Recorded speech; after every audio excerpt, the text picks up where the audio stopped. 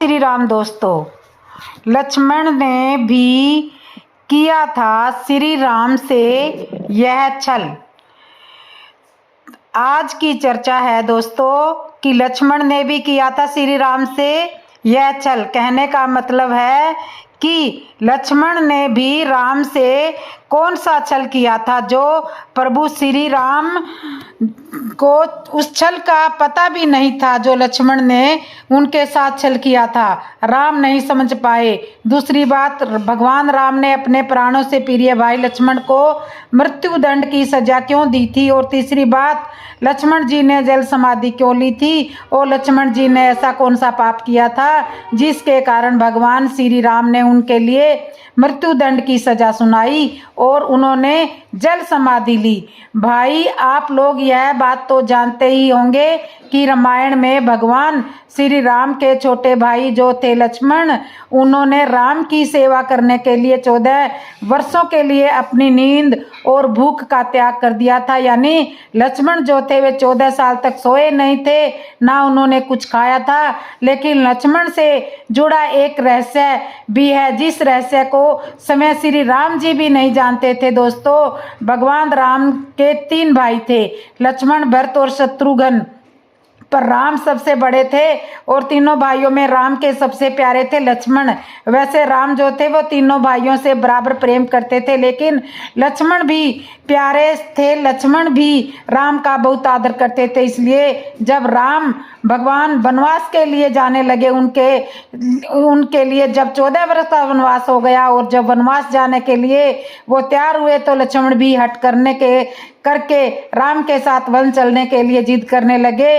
राम ने समझाया भी था लेकिन लक्ष्मण नहीं माने और राम के साथ में वन को गए। लक्ष्मण ने हर सुख दुख में भगवान श्री राम का साथ दिया। इसके बाद भी एक बार लक्ष्मण जी से एक छोटी सी गलती हो गई तो भगवान ने उन्हें मृत्यु दंड दे दिया। भगवान राम की आज्ञा का पालन पूरा करते हुए लक्ष्मण जी ने फिर जल समाधि ले ली। दोस्तों, और वह गलती क्या थी जिसने भगवान राम को ऐसी कठोर सजा देने के लिए विवश कर दिया था? चलिए इसकी वास्तविक कहानी को जानते हैं। तो दोस्तों, बने रहिए लास्ट तक, वीडियो तक। और अभी तक चैनल को सब्सक्राइब नहीं किया तो चैनल को सब्सक्राइब कर लीजिए और बेल आइकन घंटी को दबा दीजिए ताकि वीडियो की नोटिफिकेशन आप तक पहुंच जाए और ऐसे ही आप वीडियो को नई नई कथा को सुन सके। भगवान ना तो समय शरीर का त्याग करेंगे और शेष नाग के अंश अवतार लक्ष्मण जी ना ही अपने शरीर का त्याग करेंगे। ऐसे में यमराज जी ने एक चाल चली। एक दिन की बात है, काल यानी यमराज किसी विषय पर बात करने हेतु भगवान राम के पास आते हैं। भगवान राम ने जब यमराज से आने के लिए कहा तो यमराज ने कहा कि आपसे कुछ जरूरी बात करनी है। भगवान राम यमराज को अपने कक्ष में ले गए। फिर यमराज ने कहा कि प्रभु, मैं चाहता हूं कि जब तक मेरी और आपकी वार्ता होती है तो उसके बीच में इस कक्ष में कोई भी ना आए। यमराज ने अपनी बात को आगे बढ़ाते हुए कहा कि अगर कोई बीच में आ भी जाता है तो आप उसे मृत्यु का दंड देंगे, तभी मैं अपनी बात आपसे रखूंगा, ऐसा आपको वचन देना होगा। भगवान राम ने यमराज की बात को मान लिया, इसलिए उन्होंने लक्ष्मण जी को पहरा देने के लिए वहां पर बिठा दिया। और लक्ष्मण काल भगवान यानी यमराज आ गए और मुझसे कुछ जरूरी अकेले में बात करेंगे, तुम दरवाजे पर पहरे पर खड़े हो जाओ, अंदर कोई आ ना जाए तब तक हमारी बात चले, तब तक अगर कोई आना नहीं चाहिए। लक्ष्मण ने कहा, जैसे भैया आप कहते हैं। आप भगवान राम और यमराज की वार्तालाप शुरू करते हैं और लक्ष्मण पैरागिरी करने लगे। दोस्तों, राम जी की बात जब यमराज से चल ही रही थी उसी समय दुर्वासा ऋषि अयोध्या में पहुंच गए और लक्ष्मण के पास पहुंचे। लक्ष्मण ने प्रणाम किया, कहा कि कहिए इस समय कैसे आना हुआ? तो दुर्वासा ऋषि ने राम जी से तुरंत मिलने की इच्छा जताई। लक्ष्मण जी ने कहा कि भगवान राम अभी जो किसी के साथ विशेष चर्चा कर रहे हैं, हमारे भैया की आज्ञा है कि जब तक उनकी बात समाप्त न हो जाए तब तक उनके कक्ष में कोई भी नहीं जाएगा। इसलिए आपसे अनुरोध निवेदन है कि आप कुछ समय के लिए प्रतीक्षा करें। दोस्तों, ऋषि दुर्वासा लक्ष्मण जी के वचनों को सुन करके क्रोधित हो गए और कहा कि अभी जाकर के राम से कहो कि मैं उनसे मिलना चाहता हूँ और इसी समय मिलना चाहता हूँ, अन्यथा मैं पूरी अयोध्या को श्राप दे के नष्ट कर दूंगा। तो दोस्तों, जब लक्ष्मण ने सुना कि पूरी अयोध्या को नष्ट होने का श्राप दूंगा, यह सुनकर के लक्ष्मण जो थे घबरा गए। फिर लक्ष्मण ने विचार किया कि पूरी अयोध्या नष्ट हो, इससे अच्छा तो यह है कि हम अपने ही प्राणों की आहुति दे दें। हमारे मरने से, हमारे नष्ट होने से हमारी अयोध्या नगरी तो बच जाएगी। और यही फैसला उचित समझ करके प्रियदर्शी को अपने प्राणों को मुंह में छोड़ करके लक्ष्मण जी भगवान राम के कक्ष में चले गए। भगवान राम लक्ष्मण को सामने देख करके हैरान हो गए और परेशान हो गए। भगवान राम ने लक्ष्मण से पूछा कि ये जानते हुए भी इस समय कक्ष में प्रवेश करने वाले को मृत्यु दंड दिया जाएगा, तुम मेरे कक्ष में क्यों चले आए? हाथ जोड़ करके लक्ष्मण जी ने कहा कि भैया दुर्वासा ऋषि आपसे अभी मिलना चाहते हैं, उनके हट करने के कारण अभी कक्ष में आना पड़ा। मैं क्षमा चाहता हूँ। राम जी यमराज से अपनी बात पूरी करके जल्दी से ऋषि दुर्वासा से मिलने पहुंचे। यमराज उधर अपनी चाल में सफल हो चुके थे। राम जी ने यमराज से कहा कि आप अपने वचन के अनुसार लक्ष्मण को मृत्यु दंड दीजिए। भगवान राम अपने वचन से मजबूर थे, सोच में थे कि अपने प्राणों से प्रिय भाई लक्ष्मण को कैसे मृत्यु दंड दिया जाए। राम जी ने अपने गुरु वशिष्ठ जी को बुलवाया और इस विषय में बात की तो गुरु ने बताया कि अपने का त्याग करना मृत्यु दंड के बराबर ही होता है, इसलिए आप लक्ष्मण को अपने से दूर कर दीजिए, ये उनके लिए मृत्यु दंड के बराबर ही सजा होगी। जब राम जी ने लक्ष्मण को अपने से दूर जाने के लिए कहा तो लक्ष्मण जी ने कहा कि आपसे दूर जाकर तो मैं वैसे ही मर जाऊंगा, इसलिए अब मेरे लिए उचित यह है कि मैं आपके वचन की लाज रखूं। दोस्तों, लक्ष्मण जी भगवान राम को प्रणाम करते हैं और राजमहल से चले गए और सरयू नदी में जाकर के उन्होंने जल समाधि ले ली। तो शेषनाग के रूप में आकर के सभी के दर्शन दिए। फिर दर्शकों के इसके अलावा लक्ष्मण जी ने अपनी भूख का भी त्याग कर दिया था। वो कैसे कहते हैं कि लक्ष्मण जी ने 14 वर्ष में कुछ भी नहीं खाया था, जबकि भगवान राम उन्हें रोज फल खाने के लिए देते थे और लक्ष्मण जी उन फलों को नहीं खाते थे। और इस रहस्य से पर्दा तब उठा जब भगवान राम लंका जीत करके अयोध्या वापस आ गए थे और सभा में लंका विजय की कहानी सुनाई जा रही थी और सभी लोग भगवान श्री राम के गुणों का बखान कर रहे थे। तभी गुरु वशिष्ठ जी ने यह कहा कि आज मैं आप लोगों को एक ऐसे रहस्य की बात बताऊंगा जिसे जानकर आप सभी लोग आश्चर्यचकित हो जाओगे। हो सकता है कि राम को भी इस बात पर विश्वास ना हो। मित्रों, जैसे ही गुरु वशिष्ठ जी ने कहा कि लक्ष्मण ने 14 वर्षों से कुछ नहीं खाया तो आश्चर्य से सभी सोचने लगे कि 14 वर्षों से लक्ष्मण ने कुछ नहीं खाया, यह कैसे हो सकता है। और इस बात को सुनकर के भगवान श्री राम ने कहा कि गुरुवर, मैं लक्ष्मण को रोज फल खाने के लिए देता था और आप कह रहे हो कि कुछ नहीं खाया, और जब मैं इधर उधर देखता था तो फल कहीं भी पड़े दिखाई नहीं देते थे। इसका मतलब है कि वह फल खाते थे। तो मैं इस बात को सच कैसे मानूं कि लक्ष्मण ने 14 वर्ष तक कुछ नहीं खाया। इसे लेकर मेरे मन में शंका है। तभी गुरुवर ने कहा कि इस शंका का समाधान लक्ष्मण ही कर सकते हैं। तभी गुरुवर की बात सुन करके लक्ष्मण कहने लगे कि भैया, आप जो मुझे फल खाने के लिए देते थे, मैं उसे खाने को अपनी शक्ति के द्वारा सीधा अयोध्या भेज देता था। इस बात को सुन करके दोस्तों भगवान राम बोले कि क्या बखान आज भी यहाँ मौजूद है? तो यह सुनकर लक्ष्मण जी बोले, आप मेरे साथ चलिए, मैं आपको लेकर के मैंने 14 वर्ष तक यह खाना इकट्ठा करके रखा है। जब श्री राम उस जगह पर पहुंचे, वहाँ लक्ष्मण ने खाना रखा देखा तो उसे देख करके भगवान श्री राम एकदम आश्चर्यचकित हो गए और खाने का ढेर लगा हुआ था। और उन्होंने जब उनकी गिनती की तो 14 साल के हिसाब से उनमें 4 दाने कम निकले। भगवान राम ने लक्ष्मण से कहा कि भाई, 4 दाने कहाँ गए? ये 4 दोनों का खाना आपने खाया है वो? तो लक्ष्मण जी ने जवाब दिया कि भैया, मुझे वो 4 दोनों के खाने के बारे में जो प्रश्न आप मुझसे पूछ रहे हैं, जब हम लोगों ने वन के लिए प्रस्थान किया था तो उस दिन आपने कुछ नहीं खाया और ना ही उस दिन मुझे कुछ खाने को दिया। इसके बाद जब हमारे पिता दशरथ की मृत्यु का समाचार सुनने को मिला तो उस दिन भी आपने कुछ नहीं खाया और ना ही मुझे कुछ खाने को दिया। इसी प्रकार जब दुष्ट रावण ने माता सीता का हरण किया उस दिन भी आपने कुछ नहीं खाया और मुझे भी कुछ खाने को नहीं दिया। और जब मुझे मेघनाथ द्वारा शक्ति लगी तब भी आपने कुछ नहीं खाया, इसलिए इसमें 4 दोने कम है। भाइयों, भगवान राम ने लक्ष्मण का यह उत्तर सुन करके कहा कि इतने बड़े रहस्य का पता मुझे 14 वर्षों तक नहीं लगा और तुमने भी मुझे नहीं बताया, ऐसा मुझसे छल किया, ये रहस्य छिपाया। और फिर भगवान राम ने लक्ष्मण से कहा कि भाई तुमने इतना बड़ा त्याग क्यों किया। लक्ष्मण जी ने उत्तर दिया कि भैया आप मुझे खाना के लिए देते थे, पर आपका ऐसा कोई आदेश नहीं था कि खाना मुझे जरूर खाना, इसलिए मैं खाना नहीं खाता था।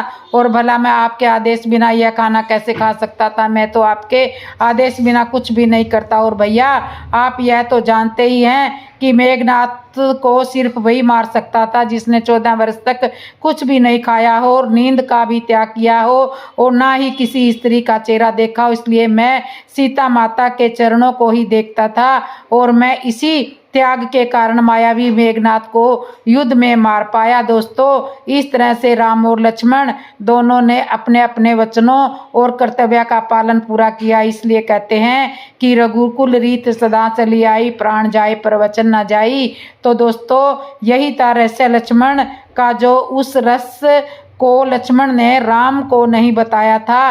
राम से लक्ष्मण ने छल किया और जो छल किया था वो मैंने इस कहानी में आपको बताया है कि लक्ष्मण ने प्रभु राम से कौन सा छल किया था और किस तरह से लक्ष्मण को मृत्यु दंड दिया गया और उन्होंने जल समाधि ली। तो वो मैंने कहानी इस वीडियो में आपको बताई। तो दोस्तों, कहते हैं कि राम और लक्ष्मण के बारे में कितनी भी प्रशंसा की जाए, कितनी ही बड़ाई की जाए, लेकिन लक्ष्मण जैसा त्यागी कोई नहीं हो सकता।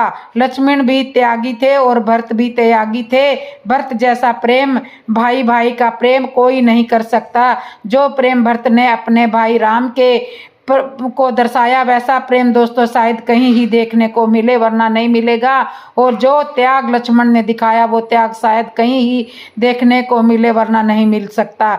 तो कहते हैं कि जहाँ त्याग होता है वहाँ प्रेम होता है और जहाँ सब कुछ होता है वहाँ सब सुखी होता है और वही किसी चीज़ की कमी नहीं होती। जिस इंसान के अंदर त्याग नहीं होता, संप्रण नहीं होता और जहाँ प्रेम नहीं होता एक दूसरे के प्रति, तो दुख होता है, वहीं कष्ट होता है और वहीं गरीबी होती है और धन नहीं होता। तो दोस्तों, यह कहानी सिखाती है कि प्रत्येक मनुष्य के लिए त्याग भी जरूरी है, प्यार भी जरूरी है, प्रेम भी जरूरी है, साधना भी जरूरी है। अगर अपने जीवन में कुशलता चाहते हो तो इन बातों का विशेष ध्यान मन के लिए रखना चाहिए। तो दोस्तों, आपको ये कहानी अच्छी लगी होगी वो कमेंट में बताना। और अभी कहानी अधूरी है, आपको आगे और भी इसी वीडियो में मैं आपको कहानी सुनाने वाली हूँ, तो सुनिए। दोस्तों, अब मैं आपको मंदोदरी की कथा सुना रही हूँ। मंदोदरी पूर्व जन्म में कौन थी? तो दोस्तों, मंदोदरी की कथा मंदोदरी के लिए 5 कन्याओं में गिना जाता है, जिस मंदोदरी के लिए पतिव्रता स्त्री का दर्जा दिया गया, क्योंकि मंदोदरी जो थी वह पतिव्रता स्त्री थी जिसका रावण से विवाह हुआ था। अब इसी मंदोदरी के बारे में दोस्तों हम आपको समझाने के लिए आए हैं कि आखिर मंदोदरी पूर्व जन्म में कौन थी और रावण के मरने के बाद मंदोदरी का क्या हुआ। तो इसी विषय को लेकर के आज हम आपको इस वीडियो में बताने के लिए जा रही हूँ कि, और आपसे निवेदन है कि आप वीडियो को आखिर तक जरूर देखिए, तभी आपको मंदोदरी की पूरी जीवनी के बारे में पता चलेगा कि आपको मंदोदरी के बारे में, उसके जीवन के बारे में बहुत कुछ जानने के लिए मिलेगा। तो चलिए दोस्तों, बढ़ते हैं आगे। तो दोस्तों, रामायण में आप सभी लोग यह तो जानते ही हैं कि रावण की पत्नी जो मंदोदरी थी उसका बहुत ही अच्छा किरदार रहा। वही मंदोदरी जिसने अपने पति रावण को कई बार अनंत कार्यों को करने से रोका था। कहा जाता है कि रावण की पत्नी मंदोदरी एक ज्ञानी स्त्री थी। वह इस युद्ध का परिणाम जानती थी, इसलिए वह हमेशा से ही इस युद्ध के खिलाफ थी। तो दोस्तों, आखिर कौन थी मंदोदरी? क्या सच में रावण के मरने के बाद मंदोदरी ने विभीषण से दूसरी शादी कर ली थी? इन सभी प्रश्नों का जवाब जानेंगे आज की इस वीडियो में। तो मित्रों, जब रावण सीता का हरण करके अपनी लंका में अशोक वाटिका में ले जाता है, उधर माता सीता के हरण की बात मंदोदरी को पता चलती है, तो वह उस समय भी रावण को माता सीता को सम्मान पूर्वक भगवान श्री राम को लौटाने की सलाह दे रही थी। लेकिन हट्टी रावण ने मंदोदरी की बात नहीं सुनी और लंका का विनाश हो गया। मंदोदरी ने समझाया था कि हे प्राणनाथ, जिस सीता का हरण करके लाए हैं, आप उस सीता को प्रभु श्री राम को लौटा दीजिए। लेकिन रावण जो था वह कह रहा था कि सूरवीरों का यह कर्तव्य नहीं होता किसी चीज का हरण करने के बाद उसे लौटाए। लेकिन मैं सीता के लिए सीता को अपनाना चाहता हूँ और सीता हमारे बस में ही नहीं आती। तो कहते हैं कि दोस्तों, मंदोदरी ने यह कहा था कि आप तो मायावी हो, आप राम का ही रूप क्यों नहीं रख लेते? राम के रूप में जब आपको देखेंगे तो वह आपके समतंत्र ही बस में हो जाएगी, आपके पास में दौड़ी चली आएगी। जब मंदोदरी ने यह बात रावण से कहा, हे प्रिय, मैं जब जब राम का रूप रखता हूँ तो मंदोदरी मुझे हर स्त्री माँ बहन के रूप में नजर आती है, इसलिए मैं विवश हूँ। दोस्तों, कहने का मतलब है कि मंदोदरी ने बहुत समझाने की कोशिश की, लेकिन रावण नहीं माना। उस हट्टी रावण ने मंदोदरी की एक भी बात नहीं सुनी। लंका का विनाश हो गया। राम रावण का युद्ध हुआ जिसमें रावण मारा गया और मंदोदरी चाहकर भी उसे बचा नहीं पाई थी। दोस्तों, आपको बताएं कि रावण के बाद मंदोदरी का क्या हुआ। दोस्तों, आइए सबसे पहले आप बात करते हैं कि आखिर कौन थी मंदोदरी। पूर्व जन्म में हिंदू पुराणों में उल्लेखित यह कथा है कि मंथुरा नाम की यह मंदोदरी एक अप्सरा हुआ करती। पूर्व जन्म में जो भगवान शिव से काफी ज्यादा प्रभावित थी, इसलिए एक बार भगवान शिव से मिलने कैलाश पर्वत पर पहुंच गई। उस वक्त कैलाश पर्वत पर भगवान शिव अकेले थे और माता पार्वती कहीं गई हुई थी। कथा के मुताबिक भगवान शिव को कैलाश पर्वत पर अकेला पाकर अप्सरा मथुरा उन्हें लुभाने की कोशिश करने लगी। कुछ देर बाद जब देवी पार्वती कैलाश पर्वत पर आई तो उन्हें मथुरा के शरीर पर भगवान शिव का भस्म लगा हुआ पाया, जिसे देख करके माता पार्वती क्रोधित हो गई और क्रोध में आकर के उन्होंने मथुरा को श्राप दे दिया कि तुम अगले 12 वर्ष तक मेंढकी के रूप में जीवन व्यतीत करोगी। मित्रों, माता पार्वती का श्राप और क्रोध को देख करके मथुरा जो थी वह डर गई और हाथ जोड़कर उनसे माफी मांगने लगी। जिसके बाद में माता पार्वती ने उससे कहा कि सही समय आने पर तुम श्राप से मुक्त हो भी जाओगी। और जैसा कि माता पार्वती ने श्राप दिया तो अप्सरा मथुरा तुरंत ही मेंढकी बन जाती है, जिसके बाद धरती लोक पर वह विचरण करने लगी। भाइयों, मेंढकी रूपी मथुरा पृथ्वी पर किस तरह अपने जीवन गुजार रही थी, लेकिन तभी एक दिन अचानक एक भयंकर सर्प मेंढकी मथुरा को खाने के लिए उसके पीछे पड़ जाता है। मेंढकी मथुरा अपनी जान बचाने के लिए भागने लगी और भागते भागते वह एक संत के आश्रम में पहुंच गई, जहां उन्होंने खीर बनाने के लिए खीर का बहुत सा बड़ा सा बर्तन लकड़ी के चूल्हे पर चढ़ाया हुआ था। उधर दोस्तों, जब सांप ने मेंढकी मथुरा को दौड़ाया तो वह उछलकर उसी खीर के बर्तन पर बैठ गई। जब सांप उसके पीछे आया तो उसे बचने के लिए मेंढकी मथुरा बर्तन के एक छोर से दूसरे छोर पर उतर गई। सांप भी उसके पीछे मेंढकी को पकड़ने के लिए उस बर्तन पर चढ़ गया और दूसरे छोर वह जाने की कोशिश करने लगा, लेकिन दुर्भाग्य से वह सांप जो था फिसलकर खीर के बर्तन में गिर गया और खीर गर्म होने के कारण गिरते ही वह मर गया। किंतु अब मेंढकी बनी उस मथुरा को यह चिंता सताने लगी कि अब ये ऋषि गढ़ यहाँ आएंगे और वे खीर खाएंगे तो जहरीले सांप की वजह से उनकी मृत्यु हो जाएगी। और मथुरा यह हरगिज नहीं चाहती थी दोस्तों कि उसकी वजह से संत ऋषियों की जान चली जाए, इसलिए मैं वहीं बैठकर सप्त ऋषियों का इंतजार करने लगी। और जैसे ही सप्त ऋषि वहां आए, उनको समझाते ही तुरंत खीर के बर्तन में कूद गई और ऋषियों ने उस मेंढकी को बर्तन में कूदते हुए देख लिया, इसलिए उन्होंने सोचा कि अब यह खीर खाने योग्य नहीं है और उन्होंने खीर को वहीं फैला दिया। और खीर फैलने पर उन्होंने देखा कि उस बर्तन में मेंढकी के अलावा एक सांप भी मरा हुआ रहा है। यह देखकर सब ऋषि मुनि तुरंत समझ गए कि इस मेंढकी ने हम सबको बचाने के लिए अपने प्राणों की आहुति दे दी है। मेंढकी के इस नेक काम को देखकर सभी सप्तऋषि उसको जीवित कर देते हैं और उसको एक कन्या का रूप दिया, जिससे वह मथुरा ज्योति मेंढकी से एक पल में कन्या बन गई। किंतु लोग समाज के डर के मारे ऋषियों ने इस कन्या को अपने साथ नहीं रखा और उन्होंने महर्षि कश्यप के पुत्र सूर को बुलाकर उस कन्या को उसे सौंप दिया। और मैदानव भी कहा जाता है कि मायासुर उसकी पुत्री के रूप में मथुरा का नाम बदल करके मंदोदरी रख देते हैं।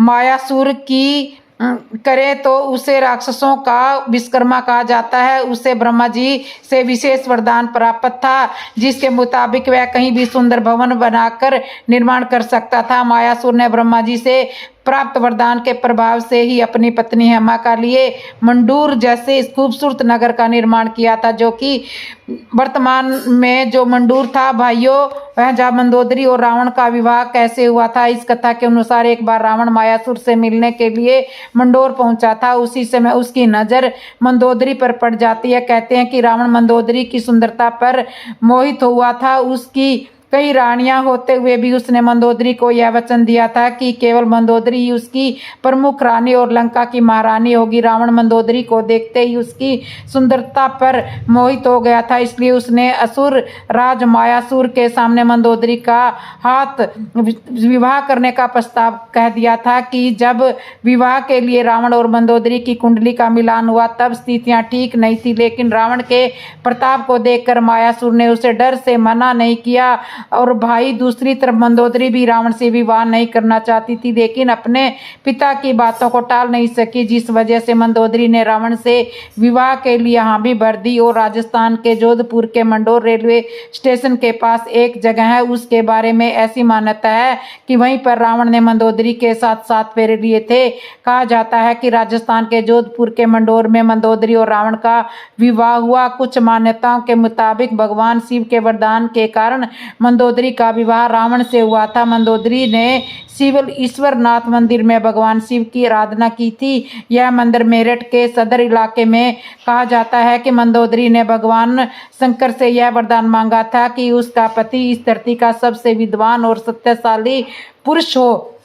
उस समय रावण ही एकमात्र ऐसा पुरुष था जो धरती का सबसे विद्वान और शक्तिशाली पुरुष था। कथाओं में मंदोदरी को एक पतिव्रता नारी के रूप में वर्णित किया जाता है। मंदोदरी ही थी जिसने अपने पति रावण के मनोरंजन के लिए शतरंज के खेल का आरंभ किया था। रावण से विवाह करने के बाद मंदोदरी को रावण से मेघनाथ और पुत्र भी पैदा हुए थे। सूत्रों के मुताबिक श्री राम द्वारा रावण के वध के पीछे मंदोदरी का ही हाथ था। कहा जाता है कि रावण की मृत्यु एक दिव्य बाण से हो सकती थी और उस दिव्य बाण के बारे में रावण ने सिर्फ मंदोदरी को ही बताया था, लेकिन हनुमान जी ने बहुत ही चालाकी से अपनी बातों में फंसाकर मंदोदरी से इस बाण के बारे में जानकारी हासिल करके उसे चुरा लिया और इस बाण की मदद से प्रभु श्री राम ने रावण का वध किया था। कहते हैं कि मंदोदरी अपने पति द्वारा किए गए बुरे कर्मों से अच्छी तरह परिचित थी। वह हमेशा रावण को यही सलाह देती थी कि बुराई के मार्ग को त्याग कर सत्य की शरण में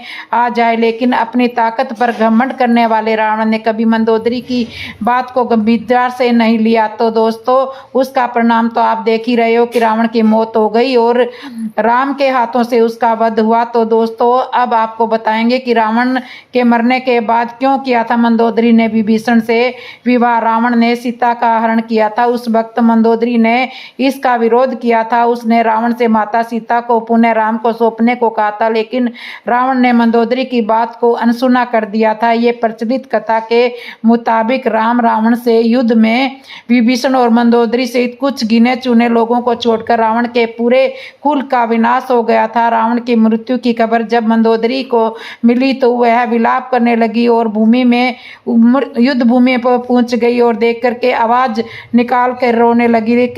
युद्ध भूमि में मंदोदरी की नजर प्रभु श्री राम से टकराई थी। मंदोदरी मंदोदरी विलाप करती देखकर प्रभु श्री राम को भी अति दुख हुआ था। लंका के दुख भविष्य के राम ने फिर से विभीषण को लंका का राज्यपाट सौंप दिया और विभीषण से विवाह करने का मंदोदरी को बोला, लेकिन उस समय मंदोदरी ने उसका कोई उत्तर नहीं दिया था। इसके बाद प्रभु श्री राम अपनी पत्नी सीता और भाई लक्ष्मण के साथ अयोध्या में आ गए थे। दूसरी तरफ मंदोदरी ने रावण के वियोग में खुद को लंका के महल में एक कमरे में बंद कर लिया था। बहुत दिनों तक इस कमरे से कैद रहने के बाद फिर एक बार बाहर निकली और उसने विभीषण से विवाह कर लिया, लेकिन कुछ विद्वान इस बात को सीधे तौर पर नकारते हैं। दोस्तों, दरअसल इन विद्वानों के मुताबिक मंदोदरी पतिव्रता नारी थी, अपने पति के प्रति पूरी तरह से समर्पित थी। इतनी मान ज्ञानी और पतिव्रता नारी ऐसा निर्णय नहीं ले सकती। ऐसे में रावण की मृत्यु के बाद मंदोदरी का विभीषण से विवाह करना एक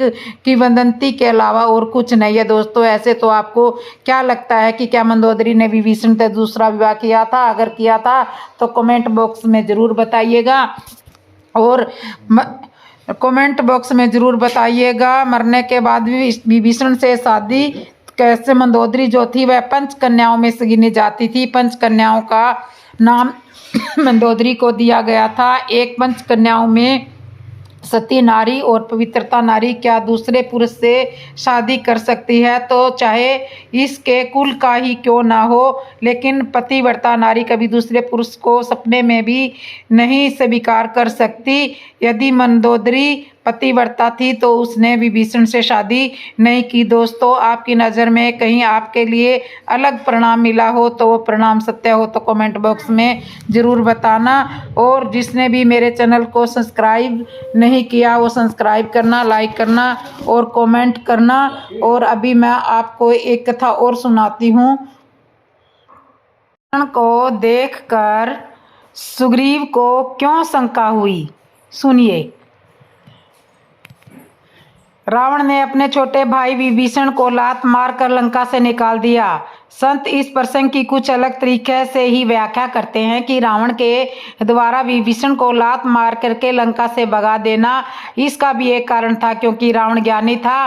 वह जानता था कि मेरी मृत्यु तो भगवान के द्वारा होनी ही है, मैं तो उनके हाथों से मरूंगा ही, किंतु यह विभीषण तो राम जी का भक्त है। राम जी के भक्त को हनुमान जी ने इसे मंत्र भी दिया है। इसके पश्चात भी यह अभी तक यहीं लंका में पड़ा है, राम जी की शरण में क्यों नहीं जा रहा है? रावण नीतिज्ञ था, राम जी से शत्रुता कर रहा था, जानता था मुक्त होने के दो ही उपाय, या तो भगवान की भक्ति करो या फिर उनके हाथों मारे जाओ। तामसी शरीर है, भक्ति में अब कर नहीं सकता, मुक्ति का बस यही रास्ता है, भगवान से बैर करके उसके हाथों से मारा जाऊं। राम जी को अपना शत्रु मान रहा था, इसलिए वह विभीषण से इस तरह कह नहीं सकता था कि तुम राम जी की शरणागत हो जाओ। तब उसने यही रास्ता निकाला कि इसे यहाँ से भगा दिया जाए। इसलिए रावण ने विभीषण को लात मारकर लंका से निकाला। विभीषण जी जब समुद्री मार्ग से राम जी की शरण में आ रहे थे तो मन में बड़े प्रसन्न हो रहे थे, विचार कर रहे थे आज मैं भगवान के चरणों का दर्शन करूंगा। मन में शंका भी हो रही है क्या भगवान श्री राम मुझे स्वीकार करेंगे या नहीं।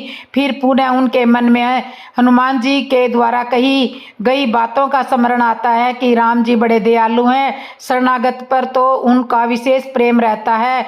गोस्वामी श्री तुलसीदास जी लिखते हैं कि यह मन बड़ा चंचल है, अनेक अनेक कल्पनाएं करता रहता है।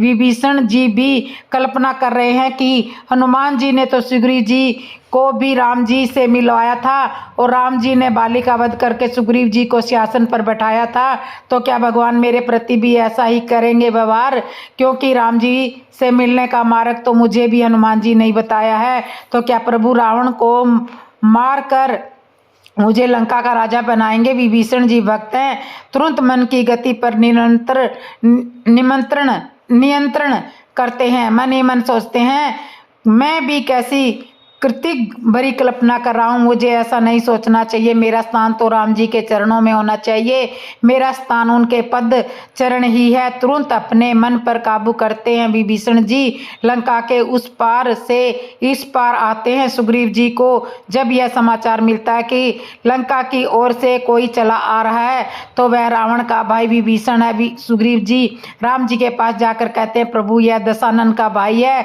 शत्रु का भाई है, दशानन का भाई है, जब इसका भाई अपने 10 मुखों से 10 तरह की बातें करता है तो क्या यह 2 तरह की बात नहीं करेगा? आपसे मिलने आ रहा है, पता नहीं इसका यहाँ आने का क्या उद्देश्य है। श्री राम जी ने सुग्रीव जी से कहा कि मित्र, इस संबंध में आपकी क्या राय है? तुलसीदास जी राम जी और सुग्रीव जी की इस वार्ता को विशेष शब्दों से संबोधित करते हैं। कपीस मतलब बंदरों का राजा और नरहा मतलब मनुष्यों का राजा। सुग्रीव जी कहते हैं, प्रभु इस विषय को हल्के में मत लीजिए, इसे राजनैतिक दृष्टिकोण में देखिए। मैं भी बंदरों का राजा हूँ और आप तो राजा हो ही, इसलिए आप राजनैतिक दृष्टिकोण से देखिए, क्या इसे शरण देना उचित रहेगा? राक्षसों की माया राक्षस समझ में नहीं आती है, पता नहीं है किस उद्देश्य से यहाँ आया है। इसे शरण देना ठीक नहीं है, यह हमारा भेद लेने के लिए आया है। भगवान सब कुछ जानते हैं, मन ही मन मुस्कुराते हैं, मन ही मन विचार करते हैं कि सुग्रीव जी मुझे डरा रहे हैं। क्या इन्हें पता नहीं है कि यदि यह दशानन का भाई है तो मैं सहस्त्रानन का भाई हूँ। मेरे भाई लक्ष्मण जी सहस्त्र अवतार हैं, मैं इससे क्यों डरूंगा? और इसका तो बड़ा भाई दशानन है, मेरा तो छोटा भाई सहसानन है, 1000 सिर वाला है। सुग्रीव जी को इतना तो विचार करना चाहिए। राम जी सुग्रीव जी से कहते हैं, हाँ ठीक है, देखा जाएगा, किंतु सुग्रीव जी एक बात यह भी है कि शरणागत को आश्रय देना तो हमारा स्वभाव है। यदि यह शरणागत होने की इच्छा से यहाँ आया है तो मैं इसे आश्रय दूंगा। सुग्रीव जी कहते हैं, प्रभु यह निशाचर कुल का है, राक्षस पर्वती का है। मेरा मत यह है कि यह हमारा भेद लेने के लिए आया है, इसलिए इसे बांध लेना चाहिए। इसको बांध लेना चाहिए। राम जी कहते हैं, मित्र तुम्हारा विचार उत्तम है, नीति तो तुमने सही विचारी है, किंतु मेरा प्रण तो शरणागतों की रक्षा करना है, इसके उनके संतापों को हरना है। तो सुग्रीव जी राम जी की बात पर विश्वास ही नहीं कर रहे हैं, भगवान को ही ज्ञान उपदेश कर रहे हैं, विभीषण जी को बांधने के लिए रस्सी तलाश रहे हैं। तो इससे आगे का प्रसंग मैं आपको अगली वीडियो में बताऊंगी। तब के लिए कथा को विश्राम करते हैं।